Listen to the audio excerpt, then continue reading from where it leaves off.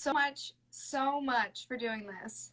Thank you so much for asking and making so many people aware of what's going Oh my goodness, it's my duty as someone with a platform. But everyone, I want you guys to all meet Jessica. She does news on Instagram at Jessica Yellen. Everyone go follow her because she informs me about a million different things throughout the day. So everyone go follow her. And she is an award-winning journalist and was also the White House chief correspondent for CNN. So she is well-versed in everything that she is saying. So I'm excited for this conversation. Me too.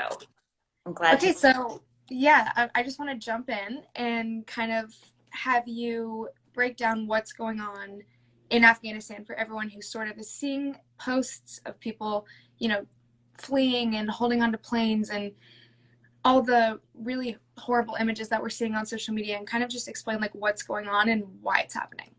Right. It's really distressing. So a lot of presidents, multiple presidents over many talked about getting out. They wanted to get out of Afghanistan. A lot of them say it was an unwinnable war. And so President Biden saw an opportunity because Donald Trump had negotiated a deal with the Taliban. We can get into that, but Biden saw an opportunity and said, you know what, I'm going to be the one to finally get us out. It could be painful, but he thought it was important for America and to not commit more troops. And there'll be a debate about whether that was the right decision for many years, and that is a policy debate. But there's a second part to the story, which is the way we exited. And the fact that the administration did not anticipate that the Taliban would overtake the country in basically a week. They predicted months. And that we are, unless we can muster unbelievable resources, we are in danger of leaving thousands of people who've worked side by side with America for years to suffer under one of the world's most brutal regimes if we don't find a way to help them out fast. Right. And kind of speaking about the Trump's peace plan that he negotiated with the Taliban, and also Biden's exit plan, and there's a lot of like pointing fingers, and who is responsible for this? Like, who is responsible for everything that's happening right now?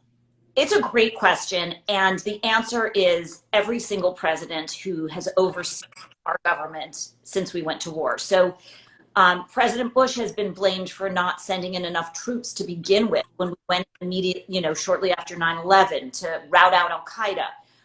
President Obama said that he would withdraw troops, but then he actually sent in more troops, but gave a timeline. President Trump then cut a deal with the Taliban, and that really boxed President Biden in because they sat down together, the Trump administration and the Taliban, without the Afghan government. Right. Like, they were negotiating about the Afghan government and wouldn't let them in the room with the Taliban. And so it put Biden in this challenging position where basically Trump said, in May, the U.S. is out, and that gave the next president almost no time to decide. Biden had to decide either we agree to those terms or we leave. And decided to leave again in this really messy way. And President Biden had thought, after I guess like careful calculation by intelligence agencies and whatnot, that it would take months for the Taliban to take control of the entire country. Like, how did this? Right. How did they not prepare for this? Right. Like I've been making calls about that and talking to people for the last 2 days. I think that the assessment, they had some information that obviously was not correct. Yeah. There were also a lot of people who would happen. So it's not as though this was completely unknowable. I mean, you can read articles in the newspaper today from analysts and experts who said, I've been saying this would happen. Like, the Afghan National Army needed the U.S. as its backup. They weren't ready to do it on their own. And so there are a lot of people who say this is not a surprise that they collapsed, but it's just a surprise that the White House is surprised. Right. And I mean, we've been going back and forth for 20 years in this war, and we've kind of known that we've been losing for a really long time now. And I was watching your live or watching an IGTV that you posted earlier today, which everyone needs to go watch because it was so informative about like the decline of American I guess like power. the decline of American power is as an international superpower. And the guest that you had on was talking. Oh my God, I completely lost my train of thought. She was talking about the fact that the U.S. by exiting like this, it could be the end of what she called the American era. She said it was an epic, and that our power on the world stage diminished, in her view. Yeah. Yeah. I had a question about that, but I totally forgot it. But everyone should just go listen to it because it was really interesting. But I'm just gonna move on to another question. So historically, the way that the Taliban, and previously, like before 20 years ago, when the Taliban had control over certain parts of Afghanistan, women and girls were prohibited from leaving the house without a male family member, from having an education, from having employment. So do you think this time is going to be any different? So the Taliban has gotten very media savvy, and they're now have spokespeople on TV, and they say that they're going to be basically a softer, gentler Taliban. Everybody who studies this region has spent time there says no way.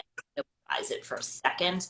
They say what's happening is that the Taliban is going to say all the right things right now, and then when it's after the cycle, they'll start doing what they do, which is, just to be really blunt and for folks who don't want to hear this, they'll execute people is what's expected. They'll execute the people who work day. They'll take young girls and they give men as child brides, but basically then you're subject to routine rape. And girls have to stay home. So I have a lot of friends. I wasn't a war reporter, who are in touch with Afghan women right now, today, who are, it would be like you and me, this happened in our country, all of a sudden we do not leave the house at all. They're back up full on lockdown. They do not think it's okay for them to leave the house. They don't know when they can ever go back to work or see. They are scared to do anything. They're being kidnapped and sold off, or sent off, raped, or just taken by the Taliban. It's like a worst case situation. Yeah. And like, what can we do to help? I know. From America. So there's a bunch of aid organizations, like I think Women for Women International. I'll send you some names. Afghan women. A bunch of places that are trying to create space. They call it space. Like, basically, how can you get money so they can get on planes, and where do they go? All of that is like a logistical, like you have to figure out a process, right? And there's not much time. So there's a bunch of aid organizations working on that. I'm a reporter, so I'm careful about advocating, but in this case, I think it's, every human cares, right? So the other thing you can do if you care is call the Congress. Just, there's a switchboard number I can send you. You call Congress, you tell them where you live, you say, I want to speak to my senator. You call back and say, I want to speak to my representative. You get their office and you say, I want us to do everything we can to get women and girls out of Afghanistan. They take notes on all those calls, and it matters. Right. And how can we put pressure on our representatives to accept more refugees? Because that is also such a controversial issue here. I mean, you can do what I just said and also say, I'd like us to, and please expand the number of refugees we're welcoming. Right. Okay. I mean, that's what, you work with the UN, so you might have better advice, but that's really what I think.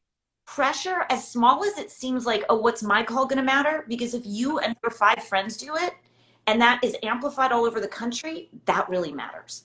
Right. And I'm going to, for everyone watching, I'm going to be posting the number that you posted on your stories. I think I actually screenshotted it to post after this live, but everyone should be calling the representatives and making sure that we can accept more refugees from Afghanistan, because there's thousands and thousands fleeing right now. And more than just, I mean, I remember listening to your live as well and hearing that, or not your live, sorry, your IGTV, and hearing that there's tens of thousands more that are not connected to the United States, but that are connected to NGOs and organizations on the ground that can't get out right now, which is it's just a disaster. If you think about it, we trained all these people to believe that girls should go to school, which the Taliban never allowed, and that women's rights. And so people were born, we've been there, and there are people who are active women's rights, feminists. Yeah. And doesn't even think you should leave the house. So what's going to happen to them? Like, we created conditions where they put themselves at risk. The question is, do we have a responsibility to help them now? Yeah. Yeah, absolutely. And Biden today on the news said that he was going to be sending 6,000 troops back to Afghanistan. Is containment even possible? Is that going to do anything? That's a great question. So those troops are not there to fight any war, right? They're not going to try to, they want to avoid any gunfire with the Taliban. So they're not even trying to rein in the Taliban. They're there just to secure the airport, to make Kabul safe enough for Americans to get to the airport and for us to evacuate all that we can. They're really simply there for basically a few weeks to help transport people out under a veil of security. Right. What's crazy is it's now sending in basically double the number we had a month ago when we drew, right? So it's a crazy making situation. Yeah. But this is something the U.S. is good at. Our military can do this. It's just, how many can we get out in the amount of time? Right. And you are obviously a really great resource for everyone to follow, but do you have any other resources of people from Afghanistan or people on the ground that people can follow and listen to for more information? Well, I have been posting some interviews with people who are great. Yes. I would recommend, can I just send you some names? Why don't I send you names of people so it's not off the top of my head, but I'm thoughtful about it. Yes, that's amazing. Can I say one other thing? First of all, I'm so grateful to you for raising this attention. I can't tell you how many reporters I worked with who tell me that they went into Afghanistan and they hire somebody who's called a fixer, somebody who knows Afghanistan, who knows the area. And that fixer saved their life so many times. Yeah. And now we've left those people behind. Yeah. So it's up to us to make a difference and do something for them. Yeah. Thank you so much for joining me and being so open and honest about what you know and how we can help. It's such an issue, and I'm so glad that I have someone who knows a lot more than I do to come on here and explain. And I really want everyone to follow Jessica. She, besides this particular issue, she posts about the most incredible things, and her News Not Noise IGTVs are amazing. So everyone please go follow her. And Jessica, thank you so much, so much for coming on here. Thank you, and thanks for calling attention to this and what you do. Thank you so much.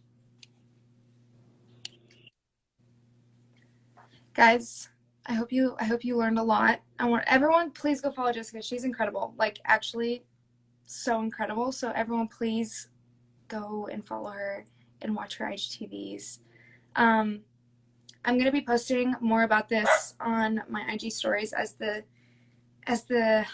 information rolls out and as I get more resources. And Jessica sends me more resources and people to follow. I love you guys. Thank you for listening, and I hope you're all staying safe. I love you.